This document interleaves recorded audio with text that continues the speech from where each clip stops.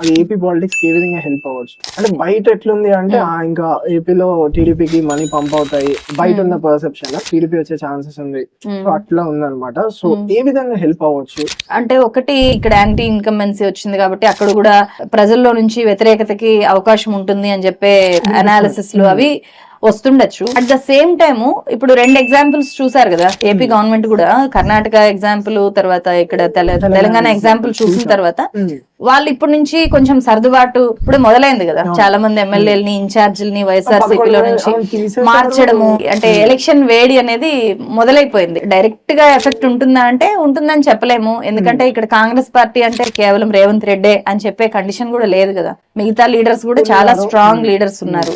మనం అర్థం చేసుకోవాల్సింది ఏంటంటే జనం చాలా తెలివైన వాళ్ళు, ఎంత ఇన్ఫ్లుయెన్స్ చేసినా జనం మైండ్ లో ఏది ఫిక్స్ అయితే అదే ఫలితం వస్తుంది.